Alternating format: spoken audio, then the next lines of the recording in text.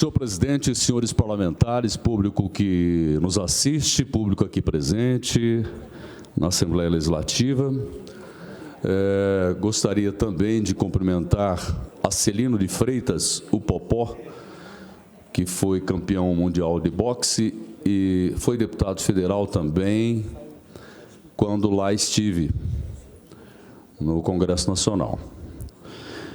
Eu vou falar de um assunto aqui que reiteradas vezes já abordei, porque não tem como a gente deixar de falar, porque trata-se de um assunto mais atual que nunca e, infelizmente, estamos muito longe de, não diria resolver, mas pelo menos minimizar os problemas da área da saúde pública do nosso Brasil, do nosso Mato Grosso do Sul, e com foco na minha cidade de Dourados.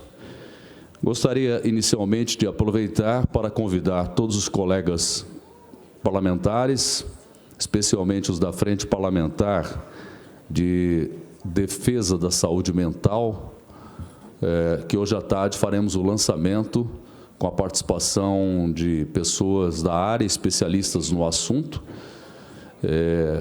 depressão, transtornos de ansiedade, que acabam culminando muitas vezes com o suicídio. Ontem nós assistimos um sequestrador num ônibus sendo abatido pela Polícia Militar, já que, pelas informações que obtivemos através da mídia, não havia outra possibilidade, já que todos os recursos já haviam sido esgotados no sentido de negociação para que ele liberasse os reféns que se encontravam sobre a ponte Rio-Niterói, dentro de um ônibus. A única alternativa que restou foi abatê-lo, para que uma tragédia não viesse a acontecer. Mas é bom lembrar que este sequestrador não tinha nenhum antecedente criminal, não tinha nenhum histórico de violência, nenhum boletim de ocorrência registrado. E a família menciona a depressão como um fator que poderia ter ocasionado isso.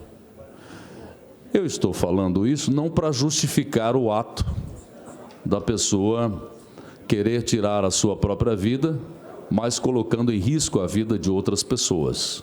Não se justifica isso, de forma nenhuma. Imagina só colocar gasolina dentro do ônibus e ficar brincando com isqueiro. Quer dizer, nós temos que fazer de tudo para que ninguém dê cabo à sua própria vida.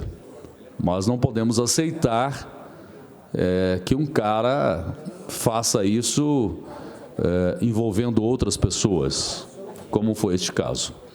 Mas eu coloco essa questão porque é algo que preocupa sobremaneira os profissionais da área da saúde, a população de uma forma geral, mas às vezes sinto que o poder público não dá muita importância a essa questão dos transtornos mentais.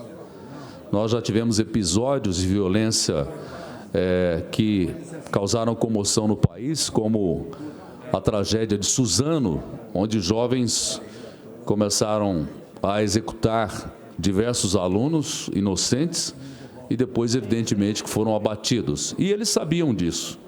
Pior é que esse comportamento, como nesse caso desse sequestrador, esse comportamento ele já sabe que ele será morto, mas ele envolve outras pessoas que não têm nada a ver com este problema pelo qual ele está passando.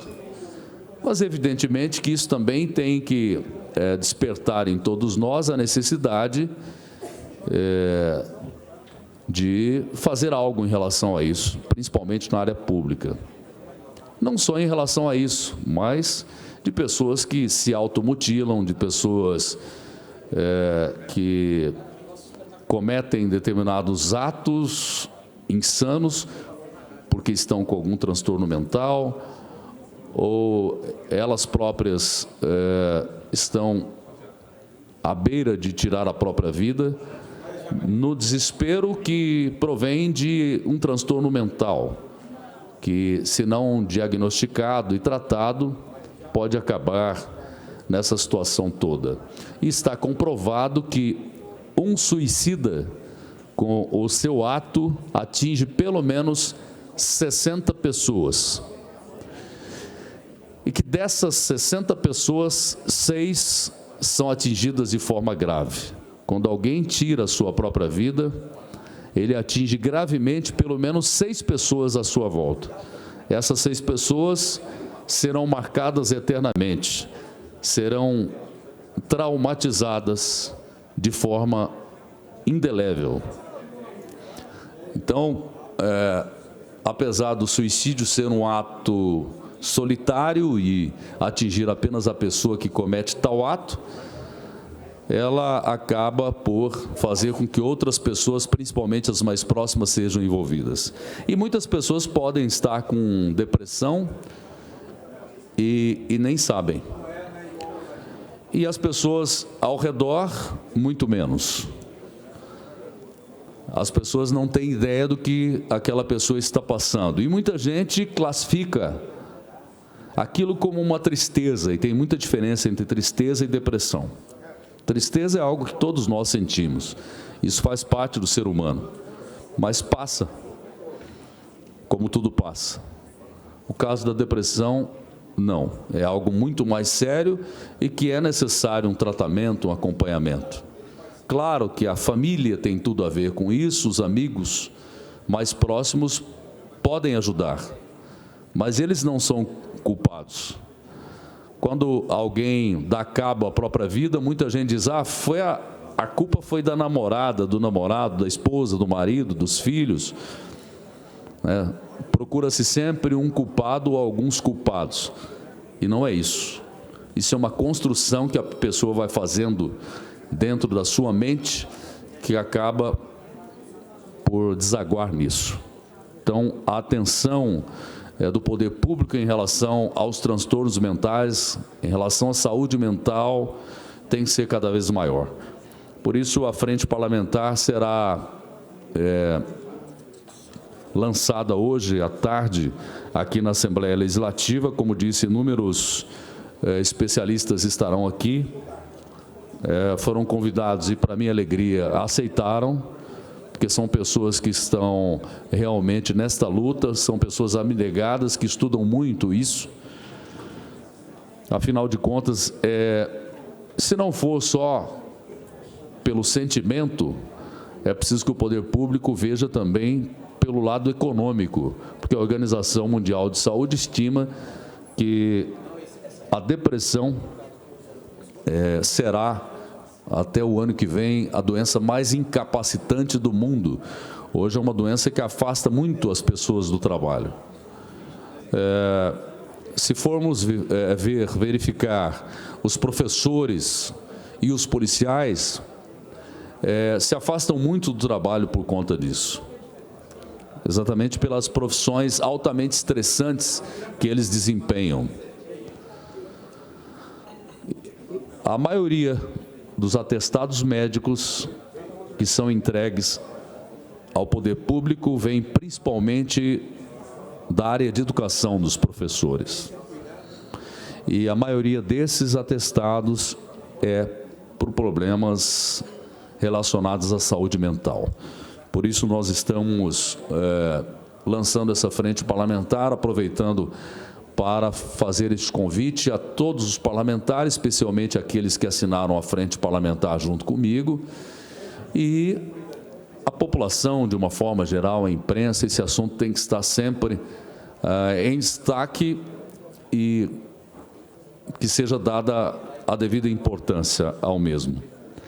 Mas também, falando em saúde, eu não posso deixar de mencionar aquilo que falei esses dias dessa tribuna, em relação à necessidade de uma força-tarefa em Dourados para, não digo resolver, como já falei, mas pelo menos minimizar os problemas que as pessoas estão passando.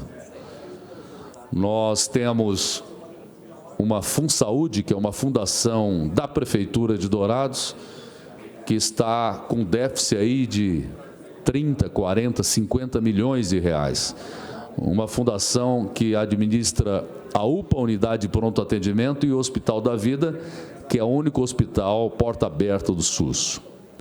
Nós temos outro problema, que é a questão da oncologia, do tratamento das pessoas com câncer, que antes era atendido pelo Hospital Evangélico.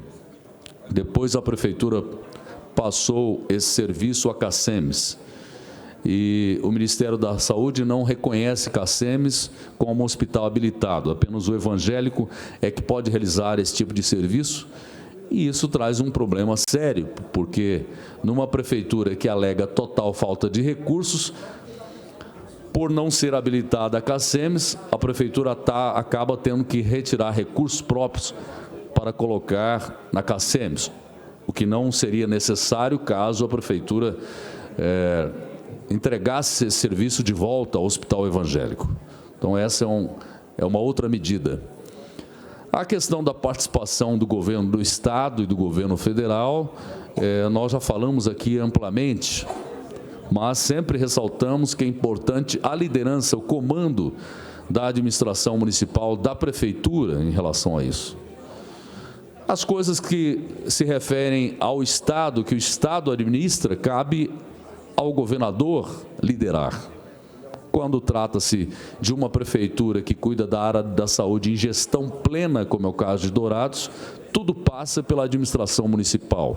Então, cabe a ela fazer os projetos e aí sim reivindicar aquilo que lhe é de direito, junto a nós, deputados estaduais, junto aos parlamentares federais, que fazem a ponte entre governo do Estado e governo federal. Aliás, o Ministério Público de Dourados tem tido um trabalho grande, porque a todo momento tem ingressado com ações visando resguardar o atendimento à saúde da população, pelos diversos problemas, infelizmente, que estão acontecendo. A cada dia é assim. Agora mesmo aqui estou em mãos com uma notícia que o Ministério Público do Estado de Mato Grosso do Sul, por meio do promotor de justiça Teócles Brito Mendonça Dias Júnior, ingressou com ação pública com pedido de tutela provisória de urgência em caráter incidental em face do município de Dourados e do Estado de Mato Grosso do Sul para que sejam disponibilizados pelo menos 40 exames do tipo videolaringoscopia por mês na rede pública da saúde da micro-região de Dourados. Esse é um tipo de exame, mas muitos outros exames estão represados e não estão sendo realizados. Então, quando eu pelo menos tenho um plano de saúde, os meus filhos têm um plano de saúde, meus pais têm um plano de saúde. Agora, nós temos que nos colocar na situação das pessoas que não podem pagar um plano de saúde. Eu sei que é difícil, muitas vezes, eu falar aqui, e muita gente que está me assistindo, me vendo aqui nesse plenário, em casa, pode nem se tocar para isso. Bom, eu tenho plano de saúde, ou eu posso pagar particular, dane-se, né? Mas quem já passou por isso como eu, quem tem lá na sua origem uma vida simples e humilde, sabe muito bem o que passou, tem que se recordar disso. Tem que lembrar das suas origens e se condoer com a situação que as pessoas estão passando. Quem vai aos hospitais públicos, principalmente lá em Dourados, vê a situação que as pessoas estão passando. E isso é que nos deve sensibilizar por primeiro, porque afinal de contas estamos aqui por estas pessoas. Então, eu volto a esse assunto mais uma vez para dar a esse assunto a importância que merece. Era isso, senhor presidente. Muito obrigado.